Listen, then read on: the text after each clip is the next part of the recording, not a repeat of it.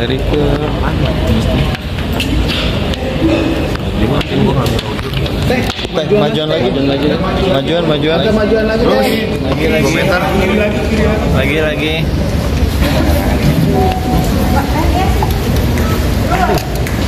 Oh, di foto. Aji.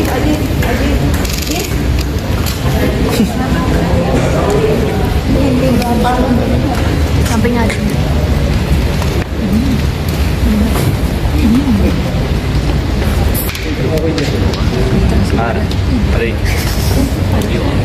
Foto dulu? Iya, boleh Mbak. Foto dulu. Ini laporannya. Ini penerimaannya. Tanda terima. Apa sih enggak? Bisa.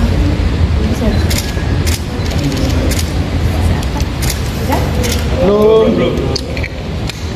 Itu laporannya, ini penerimaannya, bukti laporan ini diterima oleh Komisi Yudisial dengan nomor 556/7 Romawi /2024/1 Romawi. Oke teh.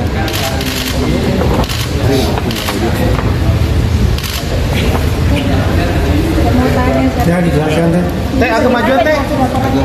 Agak maju boleh. Agak majuan teh. Lawyernya dulu ya.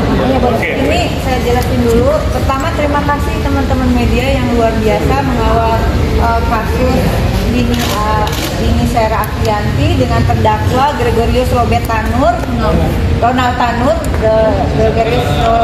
Tanur, dan saya beserta kuasa hukum dari ibu korban yang juga sudah almarhumah sekarang. Ini adalah Pak Ujang, ayah korban, dan ini adalah Alfika sebagai adiknya korban, dan kami ada di dalam aliansi Justice for Dini Sera. Hari ini kami menemui pimpinan Komisi Yudisial mendampingi kuasa hukum dan keluarga korban yang menyampaikan laporan secara resmi terhadap Komisi Yudisial. Silakan Mas Dimas sebagai kuasa hukum menyampaikan. Terima kasih. Jadi hari ini teman-teman, saya mendampingi keluarga korban menyampaikan laporan di Komisi Yudisial. Alhamdulillah atas perhatian dari Ibu Rike Diah Pitaloka, kami bisa bertemu dengan pimpinan Komisi Yudisial menyampaikan laporan kami atas putusan dari 3 majelis hakim di Pengadilan Negeri Surabaya. Apa yang menjadi dasar-dasar laporan kami adalah terkait dengan kontradiksinya antara surat tuntutan, surat dakwaan dengan hasil pertimbangan hakim di dalam putusan. Itu yang pertama. Yang kedua, kami juga meminta agar Komisi Yudisial melakukan pemeriksaan perilaku dan etika hakim selama proses persidangan berjalan dan sampai dengan menentukan putusan pengadilannya. Dan yang ketiga, kami meminta agar kiranya Komisi Yudisial dapat memberikan rekomendasi yang terbaik, yakni harapan kami adalah penghentian hakim yang memeriksa perkara ini di Pengadilan Negeri Surabaya. Jadi tambahan dari saya, terima kasih kepada Komisi Yudisial berdasarkan hasil lapor tadi yang disampaikan juga oleh Biro Investigasinya. Komisi Yudisial ternyata telah bergerak langsung membuat 2 tim, yaitu tim investigasi dan tim bagi pengawas hakim itu sendiri. Dan laporan ini memang menjadi salah satu prasyarat juga agar segera ada tindak lanjut.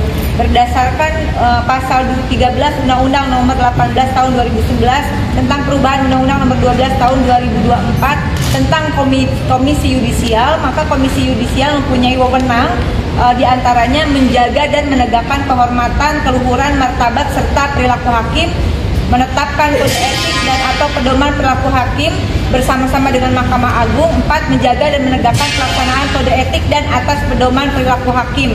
Berdasarkan pasal 18 juga, maka kemudian akan melakukan pemantauan dan pengawasan terhadap perilaku hakim, menerima laporan dari masyarakat, ini yang kami lakukan, melakukan verifikasi, klarifikasi dan investigasi atas kode etik dan pedoman perilaku hakim, kemudian memutuskan benar tidaknya laporan, mengambil langkah hukum tetapi tidak bisa mengeksekusi. Jadi hanya bekerja dalam wilayah etik murni. Kemudian untuk yuridisnya ada di Mahkamah Agung, akan dibentuk setelah tim investigasi, tim pengawas hakim. Tadi disampaikan Komisi Yudisial tentu akan melakukan rapat pleno dan keputusannya berupa rekomendasi ke Mahkamah Agung. Jadi teman-teman, meskipun Komisi Yudisial tadi disampaikan telah melakukan investigasi wewenang sesuai kewenangannya, namun demikian tentu saja pengawalan dari publik khususnya media sangat kami harapkan, karena ternyata meskipun nanti ada rekomendasi yang sesuai dengan fakta hukum dan sebagainya, tidak bisa serta-merta langsung dieksekusi oleh Komisi Yudisial, namun hanya berupa rekomendasi terhadap Mahkamah Agung. Jadi kami juga meminta dukungan dari seluruh masyarakat Indonesia untuk pengawalan ini sampai juga kepada pengawasan terhadap kinerja di Mahkamah Agung. Demikian. Langkah lain terkait Justice for Dini Sera ke depannya seperti apa? Pertama, kita sedang menggalang melalui petisi. Petisi itu menjadi penting, ada di change.org, Justice for Dini Sera, hashtagnya, mohon dibantu juga, karena ini akan teman-teman tentu kita berpikir, kok bisa ya kasus seperti ini, yang kenapa tidak kasus-kasus lain. Kasus ini menurut saya dan juga teman-teman yang bergabung dalam aliansi ini keputusan bukan hanya tindakan pelaku yang ekstrim, tapi keputusan majelis hakim terindikasi kuat juga ekstrim, mengandung kekerasan ekstrim, dengan diduga mengabaikan bukti CCTV, diduga mengabaikan visum dari Rumah Sakit Sutomo yang Sutomo Surabaya, yang jelas-jelas dari hasil visumnya mengatakan bahwa ada luka majemuk lah kurang lebih ya di tubuh korban. Jadi tentu saja asas praduga tidak bersalah itu menjadi penting baik bagi KY maupun kita semua. Namun penegakan hukum ini yang terutama adalah memenuhi rasa keadilan, terutama rasa keadilan korban begitu. Di sini ada Pak Ujang, di sini ada adiknya. Pak Ujang mungkin ingin menyampaikan sesuatu. Harapannya Pak Ujang dengan laporan ini, Pak? Harapan bahwa biar yang hukum ditegakkan dengan seadil-adilnya. Enggak masuk di akal buat bapaknya. Orang bodoh bapak juga ya, apalagi orang-orang pintar ya. Walaupun orang bodoh juga nggak masuk di akal tuh. 12 tahun bebas, sekarang divonis bebas. Ada apa-apaan itu hakim begitu? Pak Ujang pernah diancam nggak Pak Ujang sama keluarga terdakwa? Enggak ada. Pernah ada obrolan sebelumnya nggak? Enggak ada. Atau bocoran ini bakal bebas? Enggak sih, untuk sampai saat ini ada upaya pernah mediasi dari terdakwa sendiri. Minta damai ada. Jadi Datang ke keluarga. Jadi ini teman-teman, waktu itu pernah kita diminta damai, tapi dengan syarat kita harus membuat sebuah laporan perdamaian, mencabut perkara dan menganggap ini sebagai kecelakaan. Sehingga pada saat itu saya sudah membuat sebuah video yang menyatakan bahwasanya kita menolak untuk perdamaian seperti itu, karena itu sangat tidak bermoral dan sangat tidak memanusiakan manusia. Karena apa? Dia sebagai keluarga seorang pejabat seharusnya memiliki hati nurani, menyampaikan permohonan maaf itu secara tulus dengan tanpa syarat-syarat seperti itu. Kapan tepatnya itu, Pak? Itu pada saat pemeriksaan perkara ini masih di tingkat penyidikan di Polrestabes Surabaya. Itu sudah kami tolak, dan setelah itu, dan itu pun yang menyampaikan bukan langsung dari keluarga. Ada iming-iming untuk perdamaian itu nggak, Pak? Tentunya ada janji-janji, tapi kami tidak menghiraukan itu karena kami meminta permintaan maaf yang tulus, bukan bentuknya seperti itu. Pernah nyebutin nominalnya berapa, Pak? Tidak. Ya. Tapi menjanjikan akan diberikan. Iya. Iya. Dan perlu kami sampaikan teman-teman, seperti yang disampaikan oleh Ibu Pitaloka tadi, bahwasanya Komisi Yudisial ini hanya memberikan rekomendasi, maka selanjutnya seperti yang sudah saya sampaikan, saya juga akan melaporkan hakim tersebut kepada Badan Pengawasan Mahkamah Agung. Nanti kita bisa nilai bersama-sama hasil rekomendasi Komisi Yudisial dan hasil dari Badan Pengawasan itu berbeda atau sama. Ya. Sehingga kita minta hasilnya adalah memberikan keadilan dan memberikan sanksi yang seberat-beratnya kepada hakim ini, sehingga apa? Keadilan yang ada di Republik Indonesia, hakim-hakim yang ada di Republik Indonesia lebih berhati-hati, dan keadilan di Indonesia bagi rakyat kecil seperti ini bisa diwujudkan. Kemajuan ke Mahkamah Agungnya kapan? Rencana kami selambat-lambatnya dalam rapat ini kami akan laporkan ke Badan Pengawas Mahkamah Agung. Karena kami masih menunggu putusan dari Pengadilan Negeri Surabaya yang sampai sekarang Belum diberikan. Betul. Termasuk barang-barang Termasuk barang-barang dari korban pun kami juga belum diberikan.